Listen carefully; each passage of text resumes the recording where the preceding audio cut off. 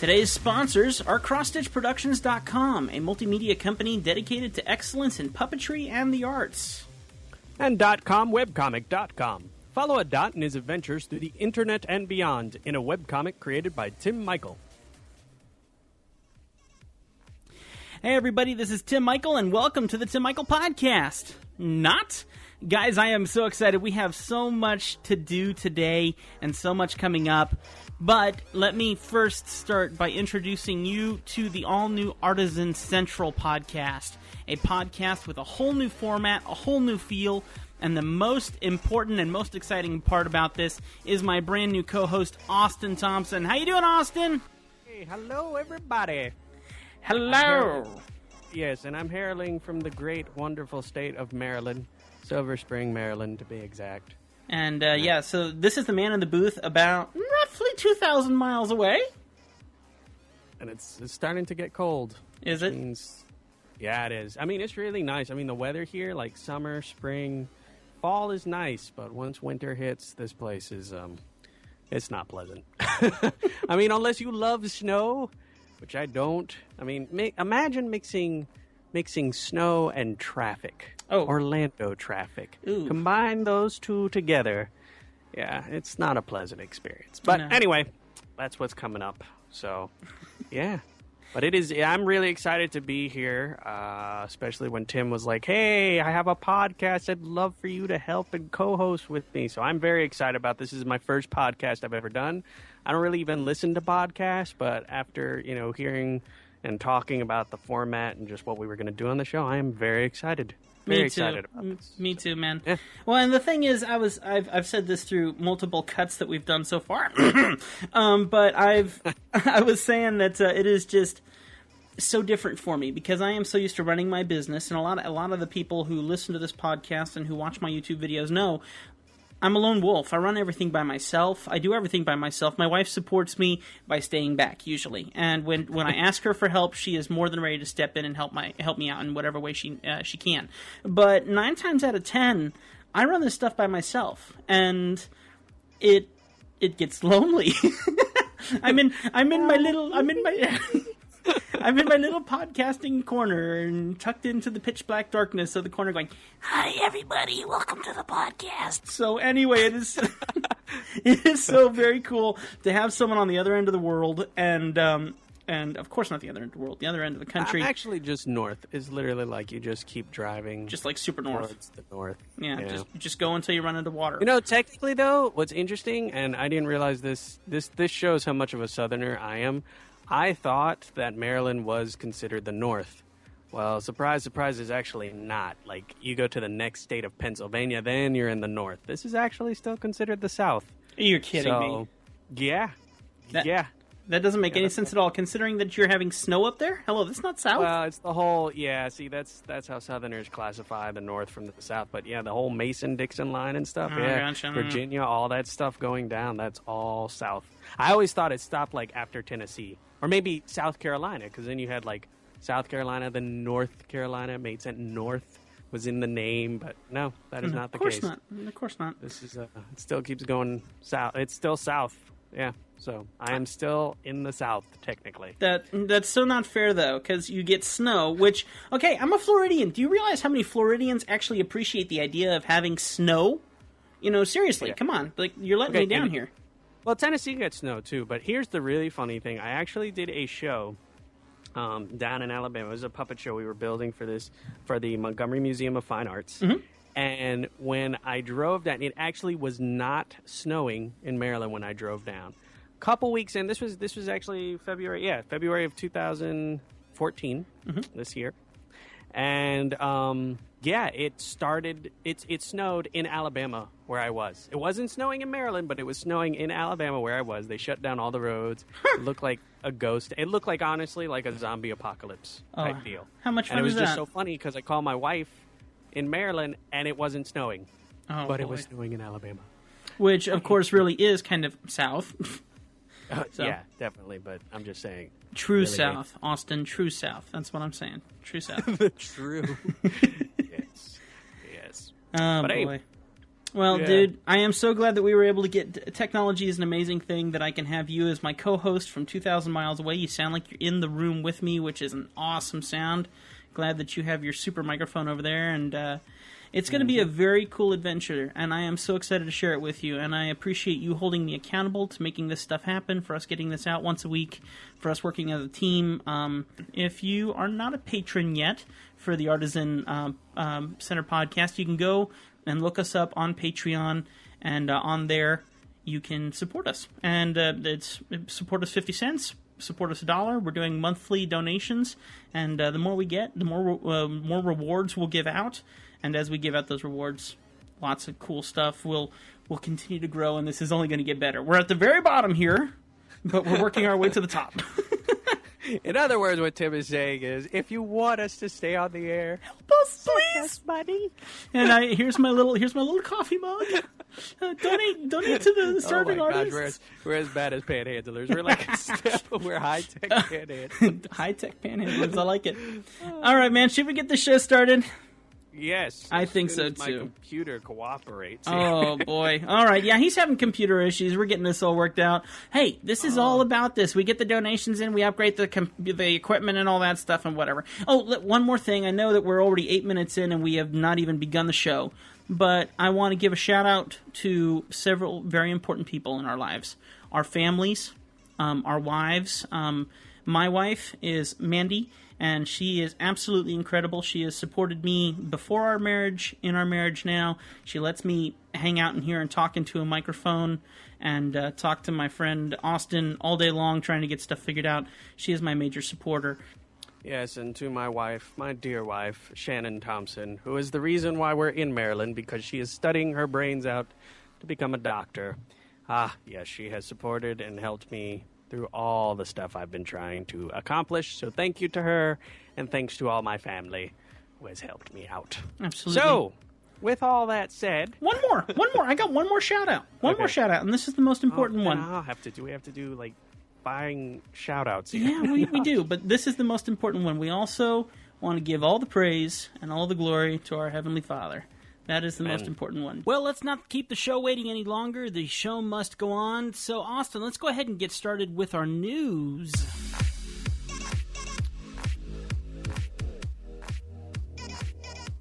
Gotta love that theme music. Austin, what have you found through your searches through the vast interwebs of nowhereness?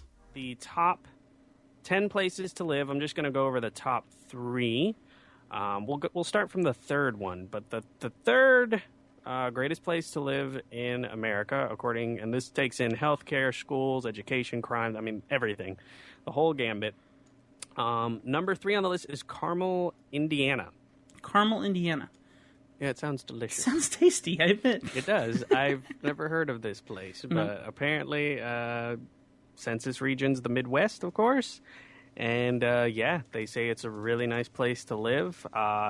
They say it borrows the walkable culture-filled model of the great European cities, revitalizing the downtown, replacing intersections with roundabouts. So it's a very, classy kind of place to live. Number 2 on the list. Want to take a guess? Any ideas? Number 2 on the list is definitely Maine, right? No. Too bad. It's Maple Grove, Minnesota. Yeah. Apparently, it offers a lot of bike paths, running trails, and open spaces. Great vistas to look out on, and it's a small town that just does really well. A lot of people train for the marathon there. So when are we moving there? Oh, what? You are? I was about to say, so when are we moving there? But now you just mentioned marathon, so not happening. Yeah.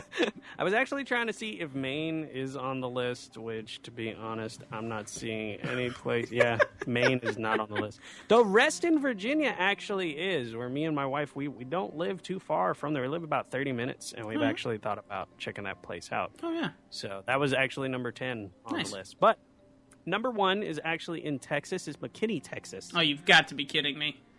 No, you don't like Texas? Okay, let me tell you. I married my wife, and we packed up her car. And let me turn off this sad music. That's lame. We're still trying to get all our cuts put together. It's like, whoa, whoa, whoa. Actually, that's perfect for what I was thinking of Texas. But my my wife and I, we moved down from Montana. I went up there and pulled her down, kicking and screaming, back to Florida. She was very supportive. I'm just joking. But in getting her down here, we actually drove through Texas. We drove through... I think we went through New Mexico. We went through a whole bunch of places. And Texas, I am so sorry, but this is kind of the idea. All right, I'm just saying that as you're going through, it's nothing like this. But I will admit, the Western theme, you'll see tons and tons of tumbleweed going all over the place. But it's definitely not this wonderful feeling of, we're in Texas. It's wonderful. No, it's a piece of junk. I'm serious. You were going through these towns and stuff, and they all look dilapidated and beat up. And it's like, we must have been on the dirty highway going through there or something, because not at all what we were anticipating. Everything was brown. So it's kind of like... And this is what I say. And Dear Diary, today we lost all of our listeners in Texas because we got a lot of nasty mail because Tim told everybody Texas is a dump. I'm actually going to be moving to Texas in January. Oh, I am so sorry. And actually, I do have a brother-in-law. Him and his wife, they're not fond of the place they live in, but it's a lot further south Texas. Sure. I don't know exactly where it is. But this place, on here, it said the historic downtown houses a mix of art galleries, boutiques, and farm-to-table restaurants, as well as basics like a butcher, shoe repair, and farm supplies stores. So, I don't know. It's on the list. It's number one. And by the way, for all you Texans out there, we were on some highway somewhere in the middle of nowhere. We had no idea what we were driving through. I am sure there are parts of Texas that are gorgeous. Don't name a town. But you are welcome to send us emails as mean or as nice as nice is better. But send us any emails you want, and we'll give you an email address later. We'll make sure that it's not a real one. But people can send us their place. They can say why they like their place to live. So, yeah, true. Yeah. And I admit, we did drive through some very unique stuff. We went through New Mexico, and oh my goodness, it was just as dead as Texas looked. But I mean, with the right sunlight and stuff like that, it was awesome. What else do we got up next? Back when I had most of my teeth, it happened on this date way back when. It happened on September 27th. That's right. Sheriff Wild Bill Hickok proved too wild for Kansas in 1869. Just after midnight on this day in 1869, Ellis County Sheriff Wild Bill Hickok and his deputy responded to a report that a local ruffian named Samuel Strawhun and several drunken buddies were tearing up John Bitter's Beer Saloon in Hays City, Kansas. When Hickok arrived and ordered the men to stop, Strawhun turned to attack him, and Hickok shot him in the head. Big gun. Strawhun died instantly, as did the riot. That was a very big gun. In 1908, the first production Ford Model T car left the factory. It was assembled at the Piquette Avenue plant in Detroit, Michigan, which had built several versions, Models B, D, F, K, N, R, and S, in prior 4 years.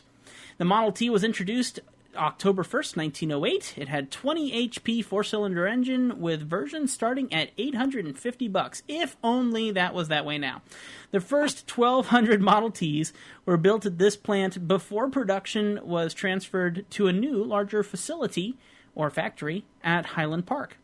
It was produced for 19 years until by 26th of May, 1927, some 15 million had been manufactured, making a historic impact on society. Now, check this out. This is cool. Refining the process over the years reduced production time by 1913 from 12 hours and 8 minutes to make a vehicle to only 1 hour and 33 minutes. That's ridiculous.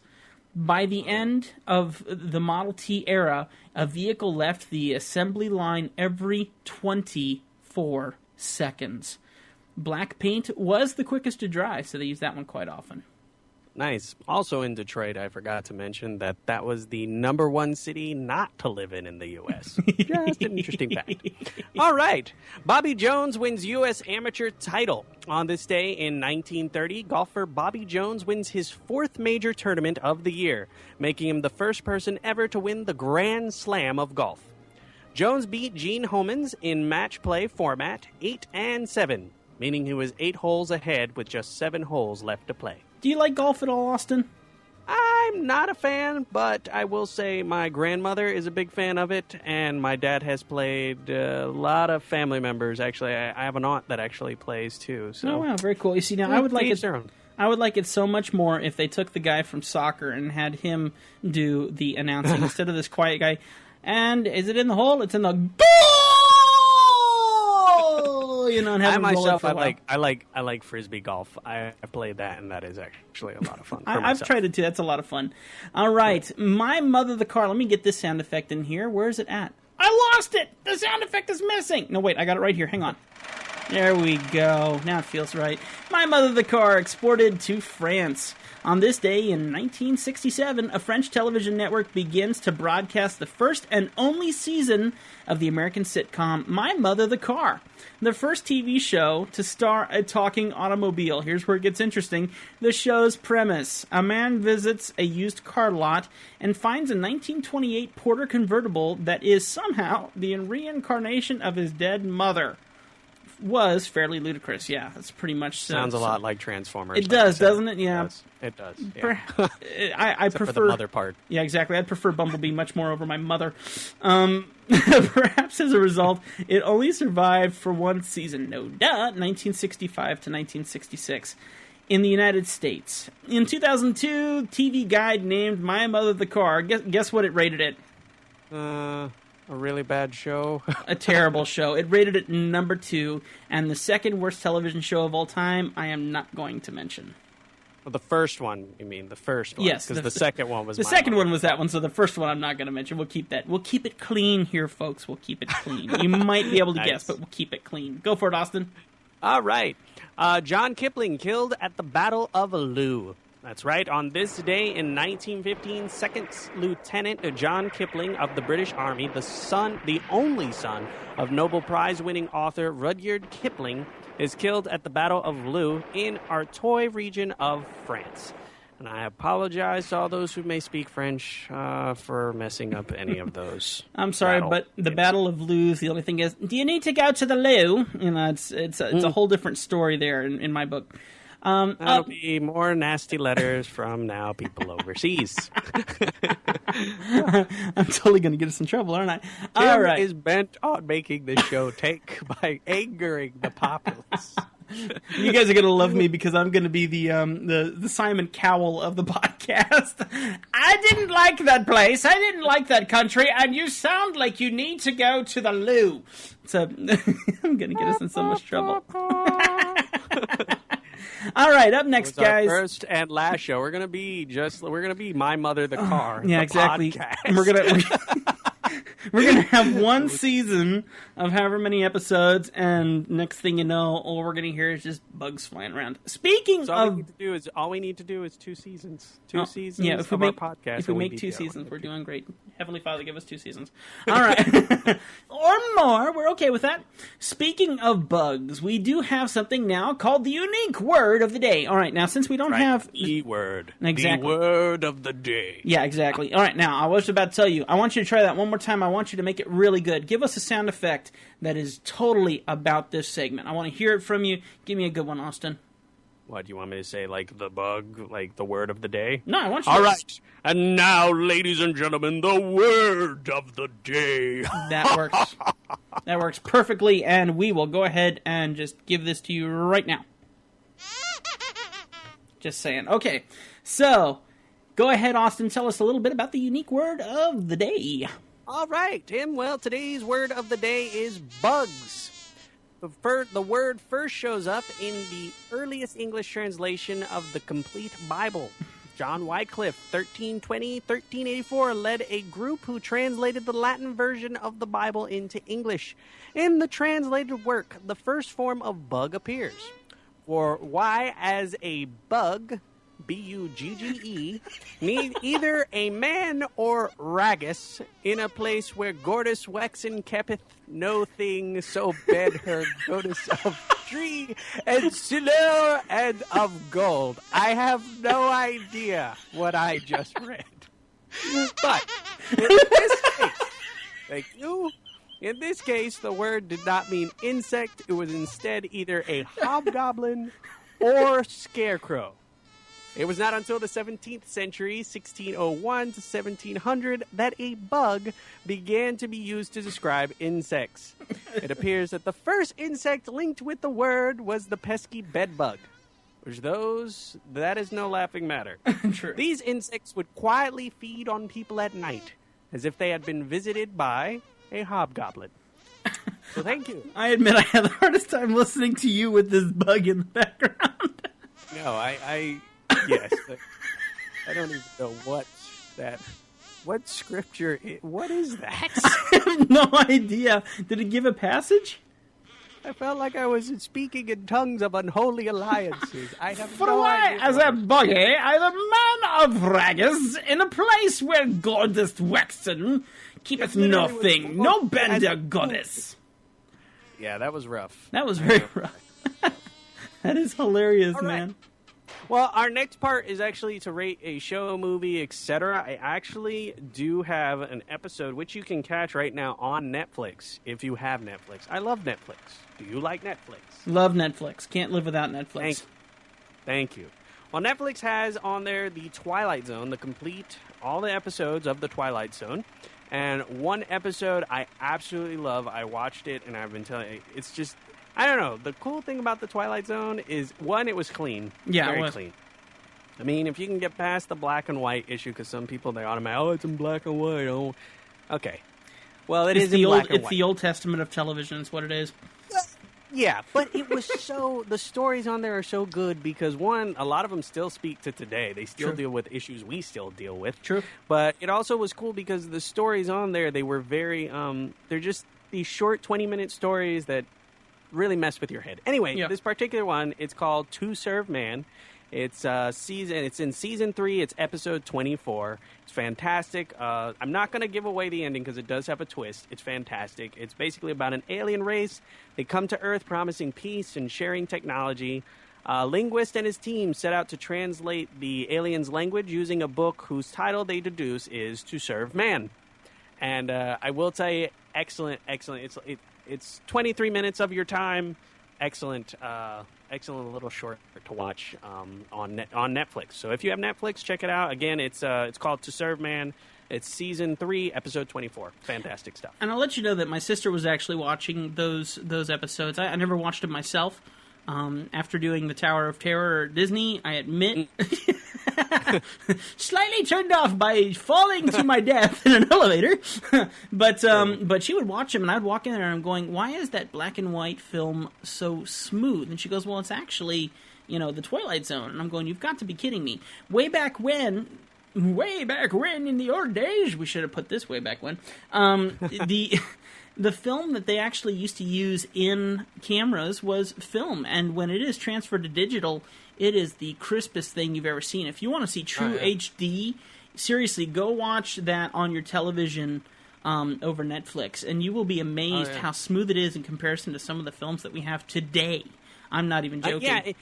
And it is amazing because I've watched other black and white stuff, and you see it, and Sure. it kind of has that grainy thing. But yeah, the ones when they're black and white and they're switched over to the high def, I mean, it's ridiculous. It's wow. Yeah. It is really like wow. So, yes, it is in black and white, but if you snobs can get over that, it is well worth watching. Some of them were a bit boring. Sure. I will admit, some Twilight Zone episodes, you hit it, it's like, I think there was one like shortly after this one that the story was good, but I don't know where they dug up the actors from. It was bad. It was like everything. It was like you felt like it was red.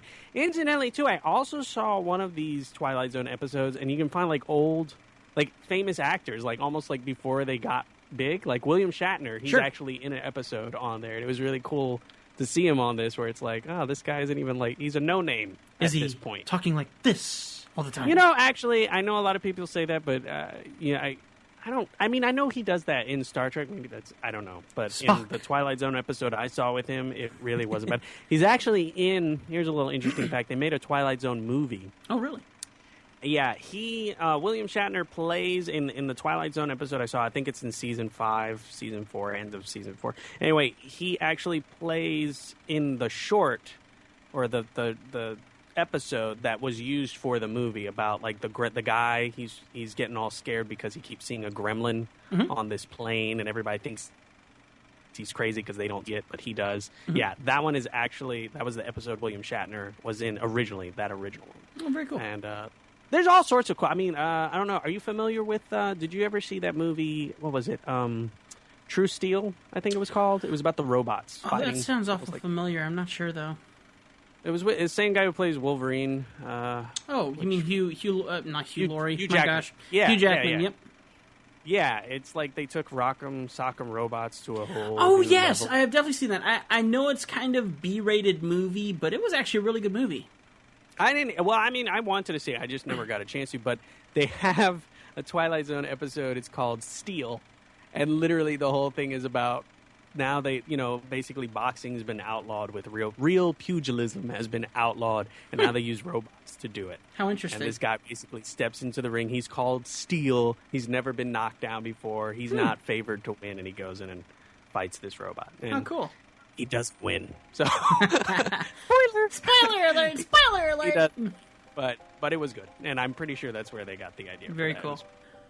Up next, we have the interview with our special guest. Today, it's going to be Aaron Blaise. This guy has got so much that I can barely even begin to tell you about half the stuff he does. But let's talk a little bit about his history. This guy was one of the original animators for The Lion King, Disney's Lion King, and all of us know... I'm sure I got the translation wrong. But in any case... We all know the movie, we all love the movie, and I have the honor of interviewing this guy. Before we get started, though, Austin has done some research, and this guy is so good at his research, and we want to look a little bit into some of the past that Aaron Blaise might have been involved in. Okay, well, I don't know if all of this he would have been involved in, but I was just going to go over some interesting facts about... basically animation. Some of the early animation really took back. They actually say during like ancient Egypt and even during the time of the Greeks. Basically animation is it's the illusion of motion. And they actually have different pots and pictures from the Egyptian time where it just basically showed, in the hieroglyphics, people moving stuff and putting things together, and they actually consider that a form of animation, even though nothing's moving, but they do consider that kind of where animation started. Then you go on to, we had the phonetoscope, which was an early animation device where characters are basically on a wheel that spins. You have the zoetrope. Of course, the flip book, which actually came out 1868, the first one. And it was created by John Barnes Linnet.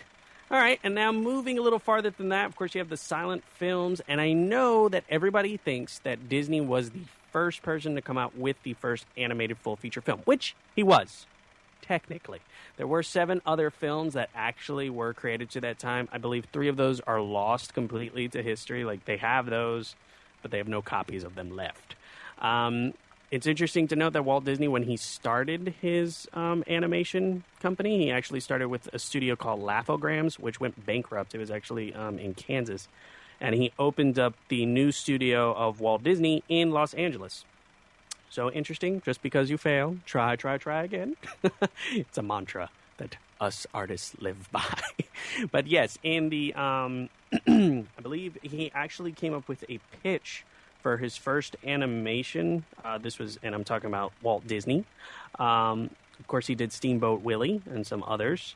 And then he eventually came out with Snow White and the Seven Dwarfs, which is considered the first animated full-feature film for a couple reasons. And I'm not exactly, and you could probably ask in the interview or whatnot, or get some more information on this. But it's the way in which Snow White was created, and it's also the approximation of the time. His first film that Disney made that was kind of a pitch for Snow White was 41 minutes. so it did not make the cut as the first full animated feature film. Very cool. But yeah, that was it. Came out in 1937, Snow White and the Seven Dwarfs. I actually did get to see that in theaters. It was good. Oh, really? Not then. Not in 1937. They released it in like you golden oldie you. No. So yeah, it's interesting. There's a lot, of course there are a lot of different animation techniques now. We have stop motion, sure, which is like claymation, CGI, which is computers, which pretty much all animation, from what I understand, backgrounds and stuff, even if it's hand drawn, pretty much all of it now is still using some computers involved in the mix. So yeah, this is where we are. If you ever want to watch a great film on actually animation, especially computer, well, it's pretty much mostly about computer animation. The Pixar Story. Oh, love fantastic. That. Yeah, it was on Netflix. I don't think it is on it anymore, but it was by John Lasseter, all them talking about how that came to be, and it is a phenomenal and inspiring documentary to watch. Yeah, I've definitely enjoyed seeing that one. I watched it. Totally had me enthralled. Yeah, and I know we're talking about handwritten animation, but actually, if you are familiar with Me, My Friend, and Bob, which was written by, of course, I'll forget his name, is the guy who created VeggieTales, Phil Vischer. Yep. Yeah, Phil Vischer. Very inspiring book, teaches a lot of things, to do, not to do, how God can be involved in your life with what you're trying to do. It's very interesting, but he actually... he was creating the VeggieTales show. He was developing that when Toy Story, the first 3D full-feature animated film, came out. It's very interesting because VeggieTales was actually on the cutting edge of technology back then, too. yeah. Yeah. Well, hey, and VeggieTales had no arms, and they still got away with it just fine. I know, and we really think that all this stuff is like, oh man, it's been with us forever, but... Yeah.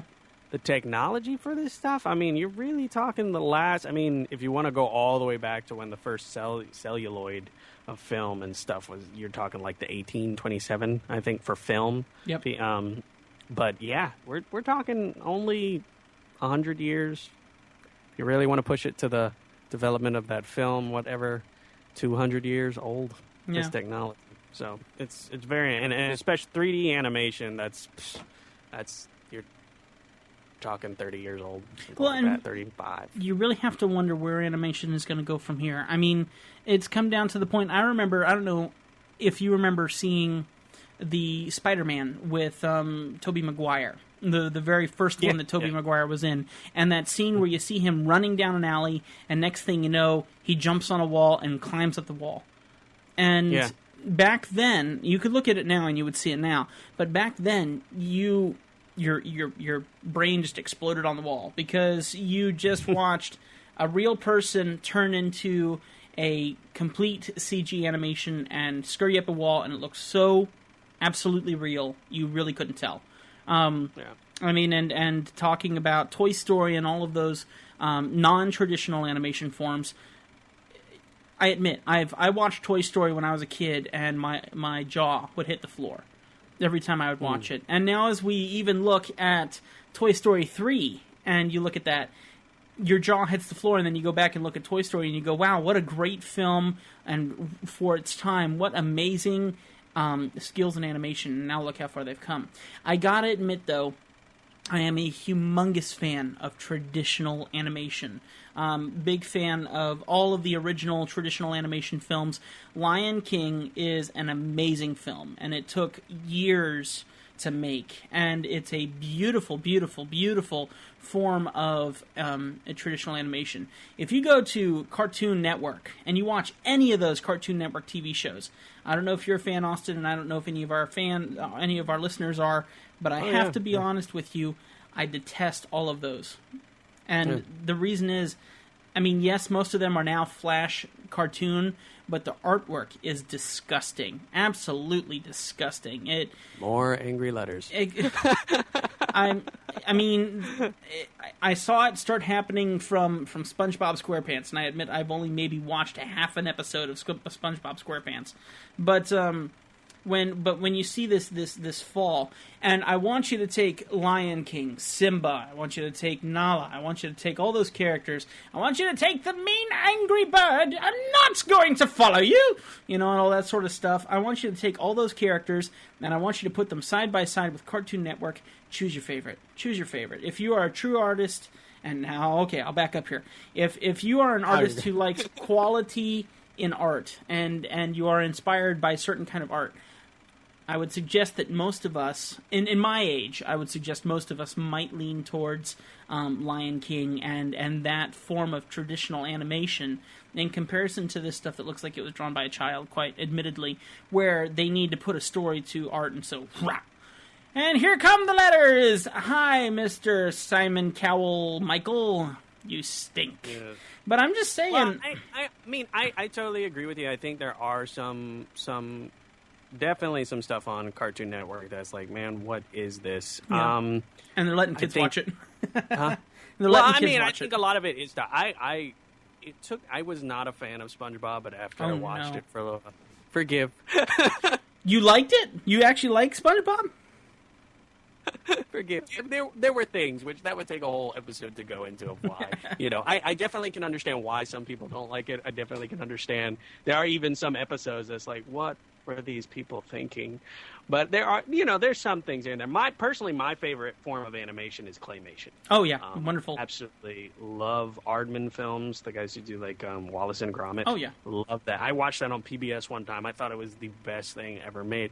So I know it's like to each their own, because I know some people that absolutely hate claymation. Yeah, which I don't understand that. So it's to each their own. I did want to point out there are some other facts I didn't put on here. They actually say the first animation was in 1970, and it was called El Apostol. Mm-hmm. And then in 1926, they came out with another one called The Adventures of Prince Ahmed. And these are, the El Apostol was created with cutout animation, which is now considered a lost art form. And then The Adventures of Prince Ahmed is the oldest surviving animated feature film. Yeah. Cutout silhouette animation. Snow White and the Seven Dwarfs shows up in 1937 and is considered, again, the feature filmed in 3D strip Technicolor. Mm-hmm. But it is interesting because they do actually have VeggieTales listed on here as the first 3D animated film or 3D animated show that was straight to DVD. Mm-hmm. So it's very interesting. You can look that up, but just knowing that 1917 is really the start of it, that's not even 100 years old yet. Yeah, it's true. And then, of course, 1937 is the first feature that you have of anime. So it's definitely, it's still definitely shy of 100 years. And then you even go into, what was it?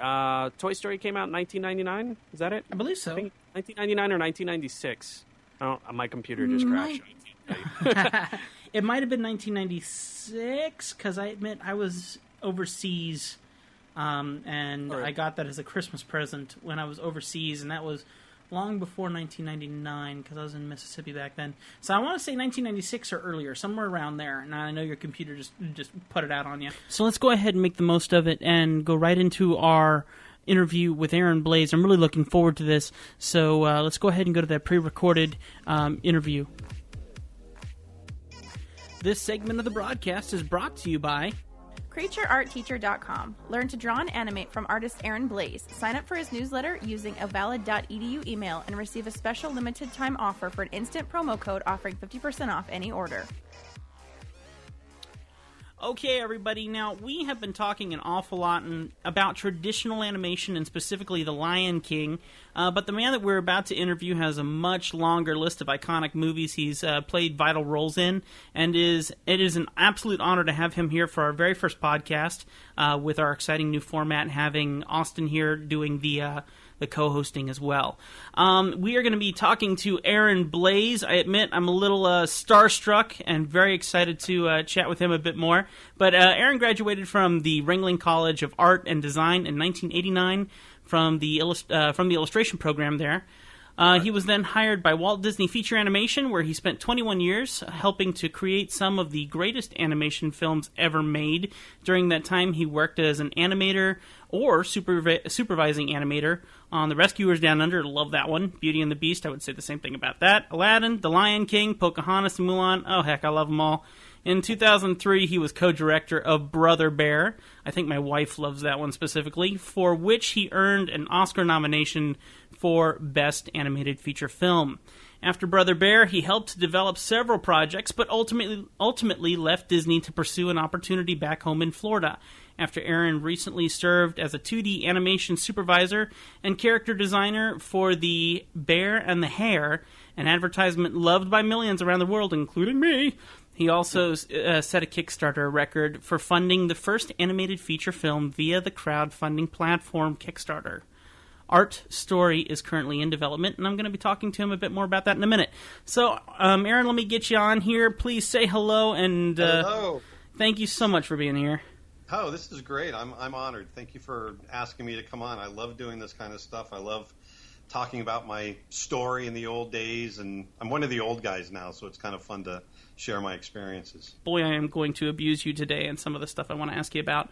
Real quick, one of the things I want to do is talk about your YouTube, because you are definitely making the ranks on YouTube very quickly. You started your YouTube November 10th, 2012, I see. You have nearly 11,000 subscribers. I think you only need to 11,047 now. I just crossed over last night. Oh my gosh! And you were when I checked, you were about 30 or 40 subscribers off. Well, I went on Facebook and begged everyone to come on and help me cross over 11,000. And I missed that email. No, never mind. I was already subscribed. Who cares? But but yeah, very, very cool. Since last night, you had nearly 554,500 views on Yes. all of your videos. And your most popular video from last night was Aaron's Art Tips number 9 on persistence, with over 39,000 views. Right. And that's really great, and obviously meeting the 11,000 mark, way to go. And Thank you. let me tell you, one of the things I love is each time you come out with a new video on Facebook, or of course I keep an eye on you on YouTube, I'm like, oh, another Aaron Blaze film's come out. It's time to watch another one. And Aaron's Art Tips. Yeah, those are fun to do. Yeah, and I love doing them. And you had one that you did. It was your tiger in the water. And Yes. I watched that, and I saw your little note in your description. You said, "Oh, I had this done in an hour." I'm like, 6 hours later, That was the tutorial on how to create reflections in Photoshop. Yes, yeah. I watched that one last night as well. It was very good. Oh, cool. Now, you take that to a whole new level. You take that a whole lot further than just these free tutorials. You go in depth on all of this stuff on your website, creatureartteacher.com. Yes. Tell me a little bit more about that. Okay, well, I'll jump back to the art tips real quick. Absolutely. So what I did was, when I created my website, I brought in a partner. His name is Nick Birch, and together we started talking. I'd been in the studio world for 24 years actually, when Digital Domain went under, and then when the company that I was working for, Digital Domain, when they went bankrupt, and I found myself without a job for the first time in 24 years.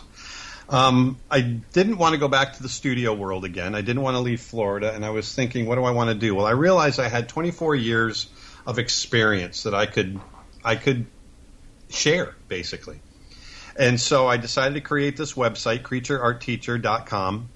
And where, my background's a little different than other animators. I didn't grow up wanting to be an animator. I wanted to be a natural history type illustrator. I loved animals. I loved the world we live in. I've traveled all over the world, Alaska, Africa, Nepal, India, chasing animals. And I wanted to work for National Geographic. Oh, wow. And when I found out that National Geographic didn't hire on-staff illustrators, I decided to look elsewhere, and I ended up kind of falling into Disney. I got an internship when I was about 19 or 20, and I trained as an animator and fell in love with this craft. So 25 years later, I've got all this experience with my animal painting career, my animation career, all that kind of stuff, and we decided, we want to share it with the world, because I have a big pet peeve. And that is, I am really annoyed with how expensive art schools have gotten. Amen. I completely agree with that. I think they're complete. I think there's some great education out there, but you shouldn't have to be going into $160,000, $120,000, $100,000 in debt to go to art school, or to go to any school, as far as I'm concerned. I completely agree. That's a whole other conversation. So, in my own tiny little way, I wanted to help put a dent in that, because I feel like, there's plenty of kids out there that I'm sure that are not going to school. They're intimidated by the cost and definitely should be going to school. There you go. And so in our little way, we decided, you know what, we're gonna share what we've got in our heads. We're gonna share it with the world, and we're gonna make it accessible. We're gonna make it affordable. So that was the thinking behind the YouTube channel, which is Aaron's Art Tips, where I go on. I try to go every week, but it's working out to be once every 2 weeks, once every 3 weeks. I come up with a 15 or 20-minute lesson, and I just talk about either animation, painting, whatever it might be, whatever comes from my experience. And then on my website, I've got much more extensive tutorials where I talk for, it's basically an art lesson for an hour or 2 hours, and we only charge $15. So that'll help us keep it going, and so it's very cheap art, and we've got a lot very cheap art lessons, and we've got a lot more stuff planned. We've got completely full animation courses that we're planning right now that we're trying to get shot, and full courses on character design. We've got workshops planned. We've got all kinds of fun stuff that we've got going on. That is great. And let me say, I raised my hand while you were talking there.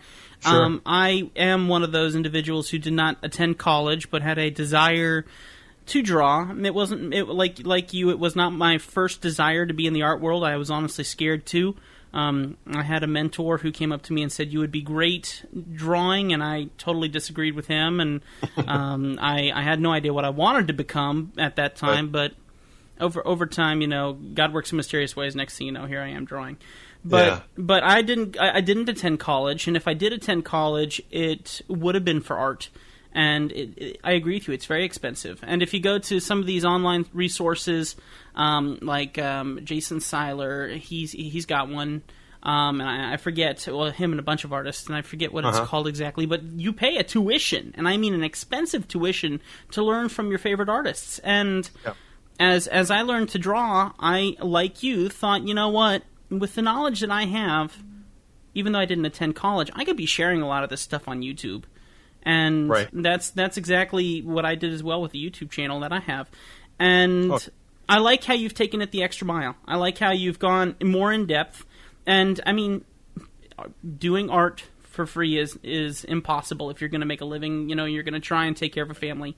So I completely agree that, $15 per tutorial, or give or take, whatever the price is, completely worth it. Unless you want to try and attend a college and try and make it up and pay for years of college training doing some other job that you didn't want to do in the first place. I think that's great, though. And I've been all through your site, backwards and forwards. I love what I see in there, and I suggest that everyone go and check that out. Oh, thank you. Now, I like I said, I'm really excited to hear a bunch of your stories. So what I'd be very curious about is for you to tell us a couple of your funniest stories that you can recall. Oh my gosh. Those are the fun ones. And then after that, maybe one or two of those stressful moments that maybe you've dealt with in the animation career. Oh, I mean, I've got a lot of great stories. Just really big. I've had big moments in my career. One of the great things about working for Disney during the time that we did, and working in Orlando, it's not called, what's it called? It's not MGM Studios anymore, because it's Hollywood Studios, yeah. Yeah. Well, we started there when that was first built, and the animation studio that was there, that's where we started. Really? So we were the opening crew there. I was actually I was there the opening day. I was part of the opening crew, and I was literally the last one to walk out the door when they shut it all down. Oh, how cool. So I was there the entire time. I've been through there, and you look at it, and I'm in awe. You go through there, and you're going, there are people who actually sat in here and did 2D animation on some of the most amazing films I have ever seen as a kid. And now it's a ghost house. And It now is. Yeah, now they it's got sad. they got the cute little animation here. Come in here and draw your favorite character thing. But, Yeah. oh man, what a No, that was a living, breathing. That was the real deal. And that studio. I'll tell you a little bit about that. That studio, when we started there, we were only meant to do Mickey, Donald, and Goofy featurettes, like little 20-minute cartoons. We never made a single one. The very first thing we did when we started there was a little animated short called Who Framed Roller Coaster Rabbit with Roger Rabbit. It's a 6-minute short about Roger and Baby Herman, and they go to the carnival and all the hijinks that ensue. And so that was released with Dick Tracy. Oh yes, 1989. Yeah. And so that was the very first thing we ever worked on as a production. We were a very young crew. Most of us had been hired through an internship program that Disney had done a year or two before that. And so we were all, 20 or 21 years old, and we were making these fun cartoons. It was a blast, and that's where we kind of cut our teeth and we got started. And so once we created that, then Disney Burbank, the main studio, they realized, hey, there's some real talent there. They just thought we were going to be this attraction. Yeah, no. But they realized that we actually created something pretty good. Sure. And so Rescuers Down Under was in production. Or actually, I'm sorry, Little Mermaid was still in production. And they needed some help finishing it up. So some of the guys at the studio helped finish it up while we were finishing Roller Coaster Rabbit. Sure. And then when that was all done, they realized, man, these guys are really cranking out some stuff. So Rescuers Down Under was getting going, and they were going to need some help. They were already behind on the production. And so they started sending us little chunks, and we started just blowing through it. And it was a lot of, animating the prison animals and, Right. Animating some shots of Cody and that sort of thing. But we were all kind of, like I said, cutting our teeth on this kind of stuff. And California was really happy with it. So we ended up finishing up on Rescuers Down Under. We did a great job as a studio. Unfortunately, the movie itself kind of bombed. It didn't do very well. But they were following that up right away with Beauty and the Beast. And Beauty and the Beast was the first one where they really gave our studio this big chance. And I was really lucky because that's where I was able to really kickstart my career. Back before Beauty and the Beast, way back during Oliver and Company, in 1988, I was an intern in California, and lucky me, I had no animation training. I was just I had good, strong painting and drawing training and that sort of thing. And Disney recognized that, and they matched me up with one of the greatest animators that's alive right now. His name is Glenn Keane. Glenn Keane designed The Little Mermaid and, The Beast and all kinds of stuff. And so speaking of The Beast, I had trained with Glenn. He's the one that sparked that love of animation. He taught me how to do animation. And so when it came time to do Beauty and the Beast a couple of years later, and the Florida unit was asked to help out, he knew that he was going to need some help in Florida, that someone in Florida was going to have to handle some of the Beast, some of that animation. Sure. And so he asked me to be the Florida supervisor. I was only 21 or 22 years old at the time, so I was pretty big freaked step out. for a young guy. Yeah, it was a really big step. And we had another guy by the name of Mark Henn, who is one of the great veteran animators, and he was going to be animating a lot of Belle. And so we knew that, he and I would be doing a lot of work together. And so that was my first big break. I became this Florida supervisor for the Beast on Beauty and the Beast, and he gave me some great scenes. One of the best scene that he had given me was this sequence during the movie after the Beast had saved Belle from these wolves, and he'd gotten all torn up. And so there's a scene where he's sitting in front of the fireplace, and she's trying to bandage him, and they get into this big argument.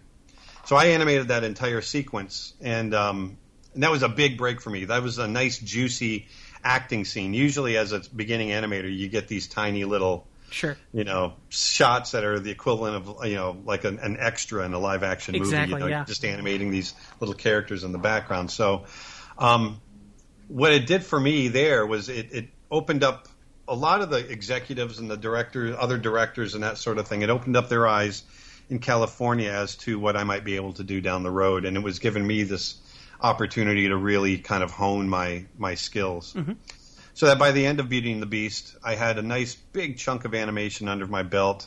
And so Aladdin came up next. And Ron Clements and John Musker were the directors at the time, and they had seen my work, and they thought that, well, maybe this guy's ready to supervise a character now. Sure, and sure. so, and they also knew my animal background. I became known as kind of the animal guy at the studio. Everybody came to me with animal anatomy, drawing questions, and that sort of thing. And so they gave me Raja, the tiger, and Aladdin to go ahead and design and then supervise the animation for and all that sort of thing. So that was I think I was about 24 or 25 at the time for that. Sure. And that's where that was the big break where I was able to start becoming a supervising animator at that point. Raja was a very small role, so it was nice for me to kind of not have a ton of pressure to have to create a ton of footage for the film. I could sit back and just really nurse this small amount of animation. But I also went on and I helped, once again, Mark Henn. Mark was always known as the princess guy. He did all the princesses all the time, so he was doing Jasmine. And so when I finished up with Raja, I went over and helped him out with Jasmine. And, nice. Yeah, and so trying to think. And then after that, once again, the roles just, you just kind of, your abilities and your role as an animator just evolves from one movie to the next. Absolutely. And so the next movie, I believe, was Lion King, and so that's when they gave me young Nala, the little lion cub, Simba's little girlfriend, and once again, Mark was doing Simba. Mark and I worked a lot together from movie to movie, and so I designed Nala, Mark designed Simba, and together we did all their animation together in the film. Sure. And it was funny. I mean, at the time we were making Lion King, we knew we loved it. We knew it was a good movie. We had no idea the impact that it would have. Oh, yeah. Yeah. And so looking back on it, it's those are really, really great times. And we really enjoyed working on that film. It was a lot of fun. And a lot of people have gone off and done, a lot of great things since then. Yeah. And then trying to think, after Lion King, I think I went on to Pocahontas, to work with Glenn Keane again, because Glenn was animating Pocahontas, the character.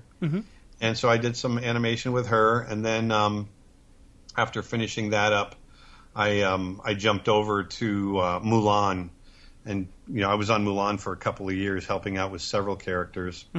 And I did Yao, the little guy that likes to fight all the time, voiced by Harvey Fierstein. Hilarious. Harvey Fierstein that talks like that. And then I also did all the ancestral ghosts. Oh, nice. In the backyard there. And so that was a lot of fun. And so, up to that point, I had kind of been able to work with crews, and I had my own style of working with people that I really emulated after Glenn Keane. Glenn was really great at working with people and elevating them to, just bringing them up to levels what they didn't think they could do before. He did it with me. Sure. And I really wanted to pass on that legacy, I guess. I'm still doing it now with my creature art teacher and that sort of thing. But what was interesting is after Mulan, there was a movie that was being developed. It was called Bears, and that's all it was. That was the working title. And nobody was working on it. It was just sitting on the shelf. It had been kind of developed after The Lion King, but then it just kind of hit a roadblock and no one did anything with it. And me being the wildlife guy, and I actually at the time I was going to Alaska every year. Really? I was going camping and chasing wildlife and chasing bears and all kinds of stuff. And so I had just gotten back from a trip to Alaska, and I'd heard about this film Bears that they were developing, and so I contacted the head of the studio and asked if I could be involved. It was some character design, art direction, animation, whatever it might be. Well, they had already taken notice on some of my kind of supervising styles and that sort of thing, and so they actually came back to me and asked me if I was interested in directing it. It was this big jump. And what was interesting is that up to that point, almost every film that I had worked on, the directors that had started the films end up leaving the film, and so that's a nice way of putting it. And then other directors come in and replace them. So it made me a little nervous, but it was one of those situations where I would, if I didn't do it, I would always be questioning myself as to, what if. They were leaving They were Yeah. leaving with foot-shaped craters in the hall as they left, right? Exactly. Exactly. And so I decided to go ahead and give it a shot. And, I always call it my 6-year filmmaking school because Sure. I really had no idea what I was doing when I accepted that role. Perfect It's learning one thing to be an experience, animator. though. It's another to supervise the entire thing, and most importantly, to supervise a story, Yeah. which is, that's the most important thing in a movie. And to, I had really no story chops at the time, and so I really learned story structure, emotion, how to portray emotion, and that sort of thing. And so that was our big opportunity to do our own film. And so I looked at everything that had been done up to that point, and they were trying to do the way they were portraying the world was like Robin Hood, Disney's Robin Hood, with animals in costumes running around and running to their cave and slamming the door, Sure. and that kind of stuff. And that wasn't the kind of movie I wanted to make. So That was already done anyway. yeah, Make it exactly. new, make it so different. I went back to the head of the studio at the time. His name was Tom Schumacher, and I said, hey, do you mind if we start from scratch? We'll throw out everything that's been done to date, and we'll let us go away and do some research, and Sure. we'll come back with some notions. And he said, absolutely. And I'd always been a big fan of Native North American folklore and myths and legends and that sort of thing. Sure. So we spent a lot of time just researching Native American myths. Yeah. And once we got the flavor of them in our heads, that's when we decided to start writing our own. That's how Brother Bear came about. Sure. And so we wanted to, create the magic and the spirituality and the moral life lessons and everything else that you get through a lot of these legends, and make it really entertaining at the same time. Oh, I loved it. I mean, thank you. In doing my research, I knew what you were connected in a little bit, and then I saw co-director, and my jaw dropped, and my mouth started watering. I was going, how did we get him for our first episode? I just live down the street, man. Matter of fact, for the viewers or for the listeners that don't realize, I'm actually literally from right down the street from you. Exactly, and I mean, I moved like 4 miles. Exactly. I moved down to this neck of the woods with my wife. I moved her from Montana. I've lived here in Florida for 13 years, I think.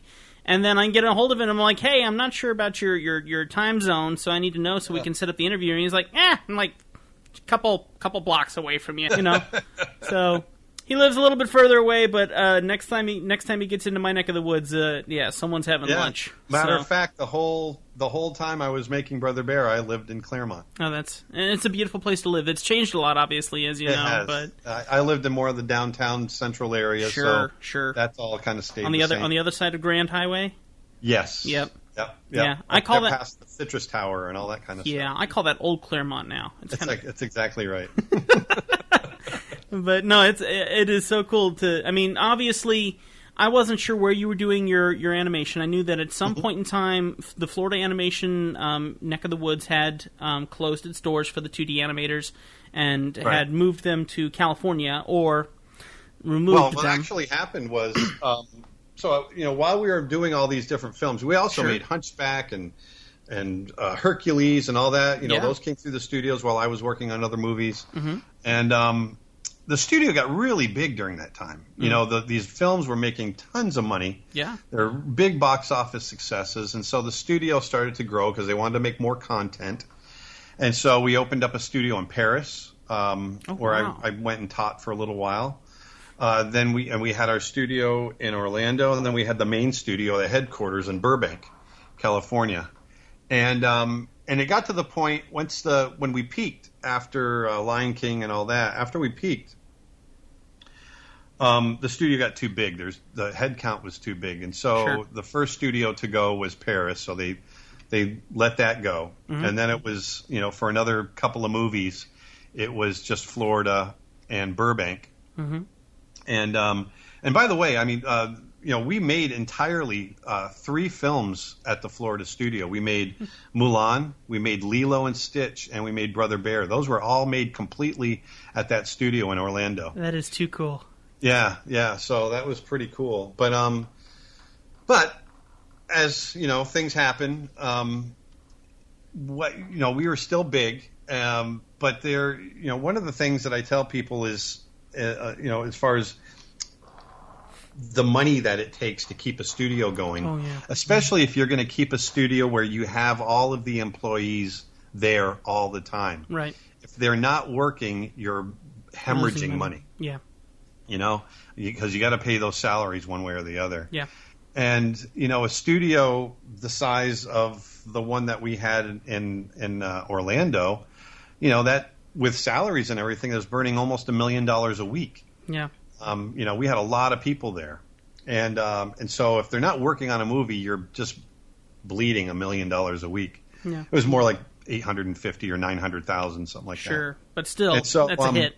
Yeah, and so they realized that they weren't able to keep the development content up to speed with what needed to be done, basically. Absolutely. And so they decided to downsize again. And so after 15 years, that's how long we were there in Orlando, they decided to shut the doors. And at the time, there was 360 of us. Mm-hmm. And they laid off everybody except for about 10 of us. And I was one of the lucky ones. And scary so, time for you, I'm sure. Wondering what's going to happen. It was terrible. It was actually really tough because, you know, my brother was an animator there. We worked together from Beauty and the Beast all the way on. You know. Wow. Yeah. So he was there. He lost his job. You know, and all my best friends. I mean, those were our family. We were all a family, and so the family was being broken up. It was very, very emotional. Oh, I'm sure. It was really tragic, and. So, you know, people got spread to the wind, and then the few of us that were hung on to, we all moved to Los Angeles together, and we started working at the studio in California. I just, you know, Brother Bear had been released. We had our big, you know, Academy Award nomination and all that kind of stuff, and that was great. But it was time to move on and start making a new film. So sure. I had a new deal with the California studio that I would go out there for 2 years and develop a new movie, and then after that 2-year contract, then, you know, continue to make films there. Okay.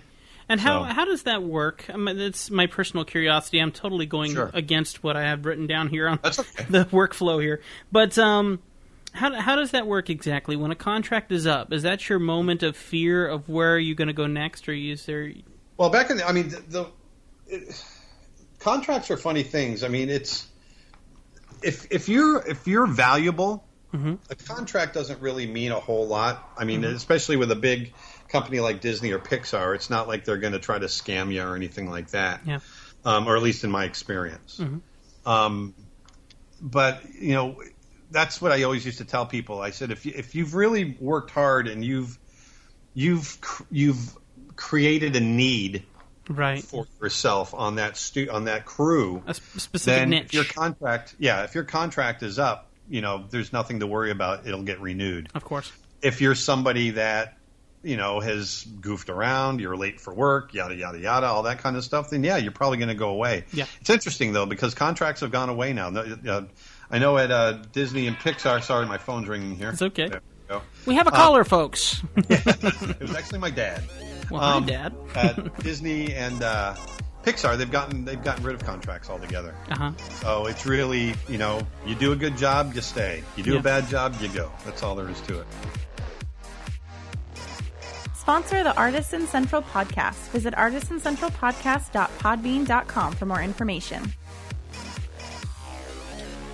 Wow, I really hate to cut this short. It is so much fun getting to talk with Aaron Blaise, but I promise you, we have more coming in upcoming podcasts. We have at least one more episode with this same conversation with him, part 2. Make sure that you go ahead and prepare to download that one next week on October the 8th, 2014, to have the second part 2 of our chat with Aaron Blaise. This segment of the Artisan Central Podcast is brought to you by CrossStitchProductions.com, a multimedia company dedicated to excellence in puppetry and the arts. Okay, everybody, so I got a fun interview coming up for you here on the Artisan Central Podcast. One of the things that we're doing with the new format is taking the chance to talk to Kickstarter people and also Indiegogo people, and doing interviews with upcoming fun or interesting products. And I found one that just made me flip over backwards. This is hilarious, and at the same time, something that I can see being a serious thought. So let me go ahead and start by reading a little bit of a bio about this. This is the No Phone. The No Phone is the technology-free alternative to constant hand-to-phone contact that allows you to stay connected with the real world. It is battery-free, requires no upgrades, and is completely shatterproof, and even helps you focus on your girlfriend across the table after a boring conversation of nail polish and bad food choices. The best part is it is toilet bowl resistant. Drop it in, you can pull it right out, wipe it right off, and you're good to go.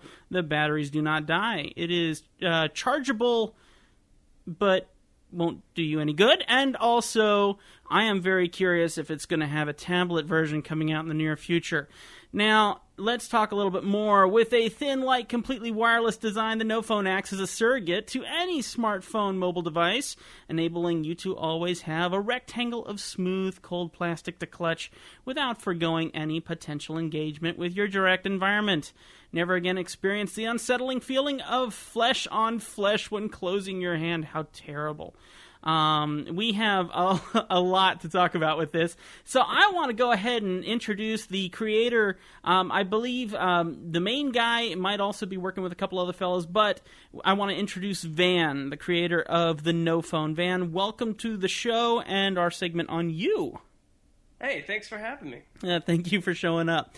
All right, so one of the things that I want to do while we're doing this as well is I want to read a couple of the comments that have come onto your Kickstarter page, but let's jump back a little bit. I'm looking at your Kickstarter, and I love what I'm seeing, because what you have created here is a very unique product. And if I'm correct, you're planning on doing this as a 3D printed device? My friends Ben and Ingmar, we came up with this together, and we originally went to the 3D printing store and actually just kind of made it for ourselves. Mm-hmm.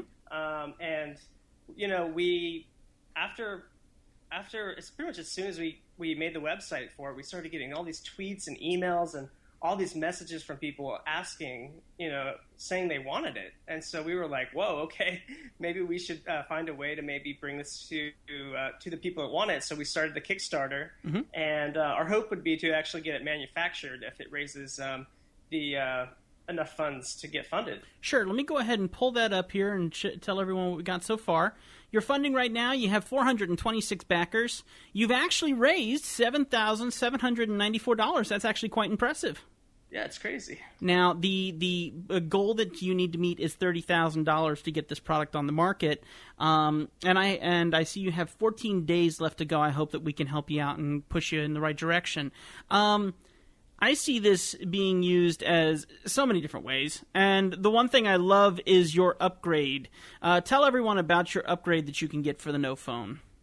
Yeah, well, you know, whenever you get a device, you always want to be able to have some kind of upgrade, and one thing people love to do is take selfies with a real phone. So we came up with the selfie upgrade, which is essentially a mirror sticker that goes right on top of the phone, and you can, while you're holding it and you feel like you have your phone, if you look down at it, you can see your selfie in real time, and also we were asked by some of the people, is this something that you can take group selfie with? And keep going. I'm sorry. Keep going. We see, you can definitely take group selfies with it, but I mean, people are definitely going to have to be squeezing tight, much right behind you, get close.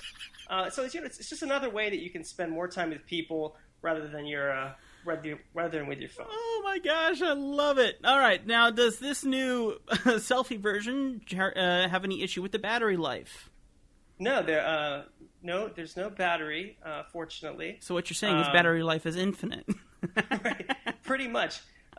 You can definitely look at it that way. All right, so here's some stats on the No Phone. The No Phone is 5.5 inches tall, width of 2.6 inches, and a depth of 0.29 inches. It's actually very skinny, very thin, and my question for you, since we are in this time and age right now, as the big question is, will it bend? Yeah, we've gotten that question quite a bit, and It does not bend, so if you do want a device that's going to bend, you're probably going to have to go with something else. Too bad. That drops the value a little bit. Its weight is between 2.82 and 3.5 ounces. It is completely 3D printed, which I think is kind of cool. One of the testimonials that I absolutely love here is I used to sleep with my phone in my hand, but my night terrors would cause me to hurl it across the room in an unconscious panic. With a no phone, I can still enjoy the comfort of holding a phone in my sleep without waking up to a shattered screen. Thanks, no phone, from David H. With the no phone, my eye contact skills have improved 73%. That's from Whitney R. Because of the no phone, I haven't drunk texted my... I love this. All right, I have not drunk texted my ex-boyfriend in 1 whole week, Craig G.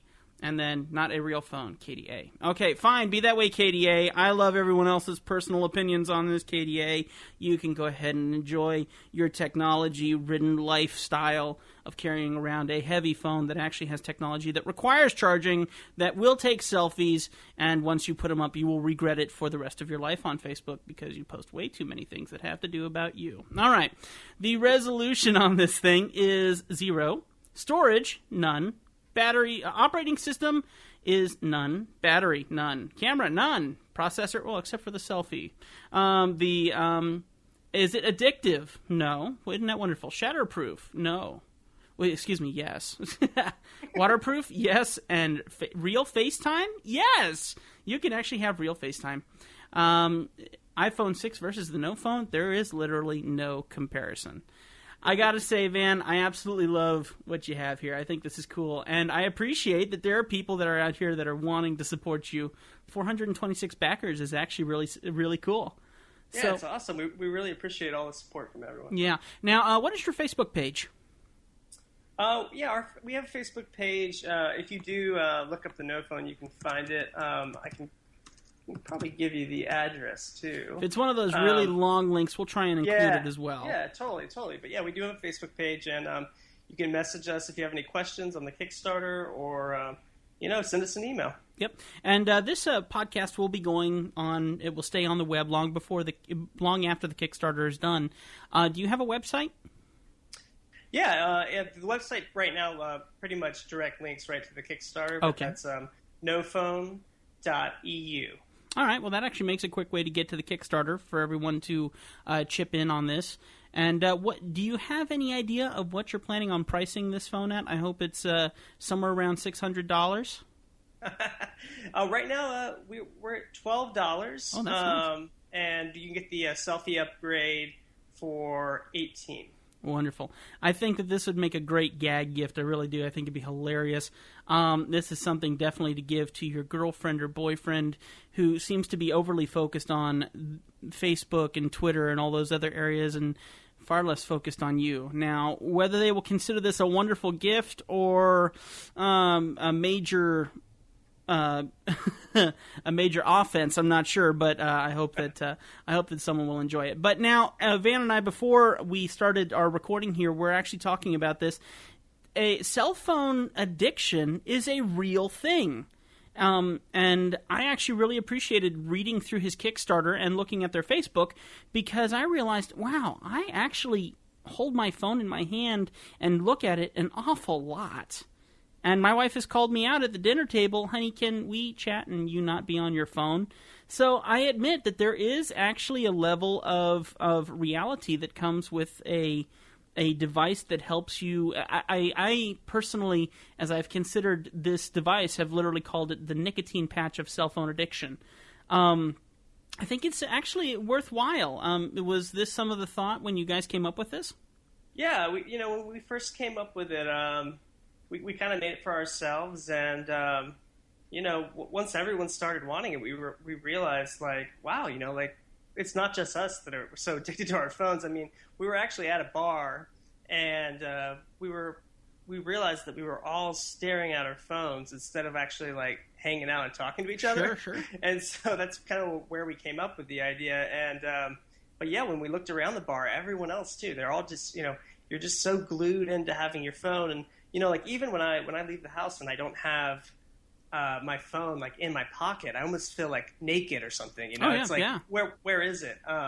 So yeah, and it's definitely, we're glad, if nothing else, like the Kickstarter's making people think about it. It's good to kind of get away from your phone, spend some time with your friends and family, and focus on what really matters. Absolutely. And I admit it's such an interesting fact. I would love to even attempt this idea, to have a no phone in my pocket and to attempt to leave my cell phone at home. I think that would be very hard right there. I think that would be a challenge in itself.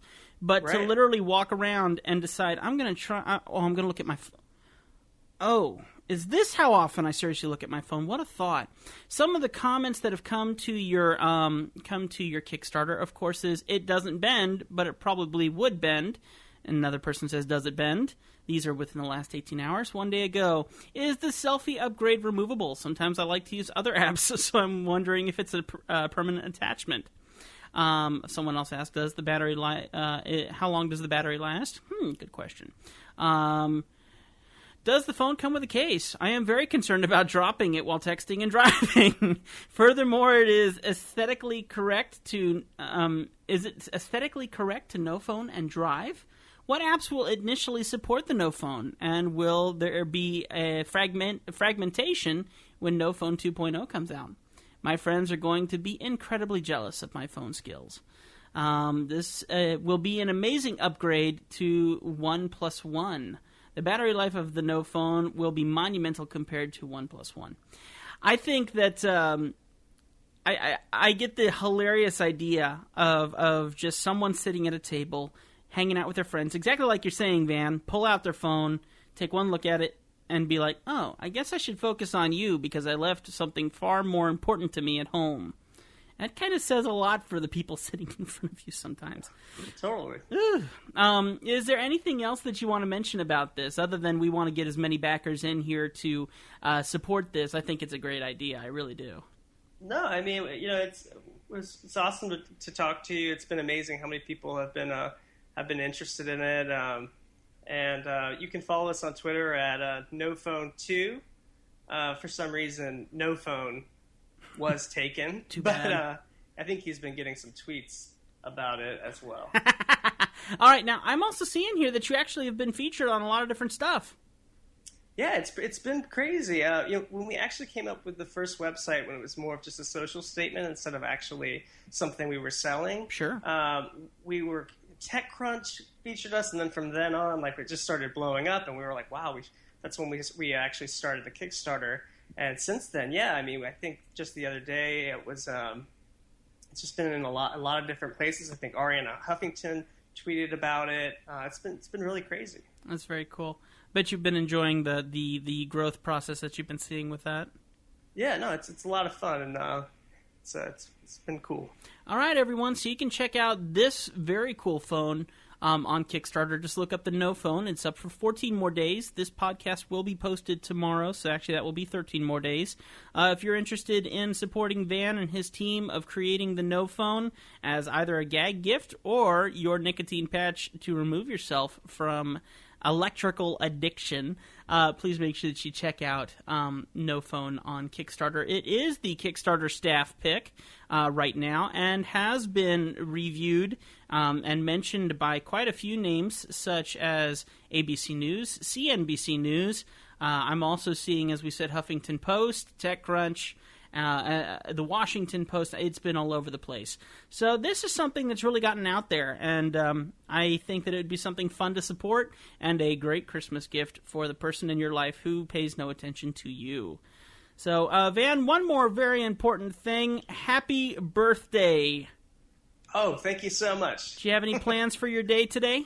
I think I might actually go out to dinner with my girlfriend, and hopefully I will pay attention to her and not my phone. Yeah, you got your No Phone with you, right? Totally. Awesome. Well, a happy birthday to you, man, and thank you very much for spending some time with us. And I hope that we can help you out a little bit by getting some more people your direction. And we'll see you around, and we hope for your success. Hey, we appreciate it. Thanks so much. Sponsor the Artisan Central podcast. Visit artisancentralpodcast.podbean.com for more information. Due to low budget cuts, this sound effect is being recorded live. Please go ahead, Austin. Ladies and gentlemen, thank you for your time, and now we bring out Austin Thompson, the soda connoisseur. Basically, he's going to taste a soda and tell you what he thinks of it. Yes. In no way was I, in any way, bribed to talk about the soda. I have not tried this soda before. This was given to me by a friend, Miss Scott.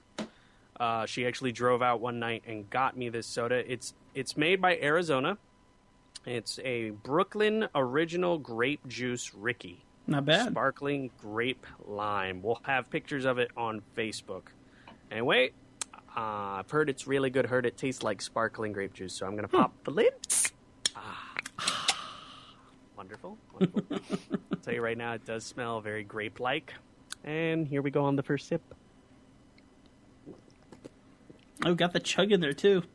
Oh, yeah. That, I have to try that again.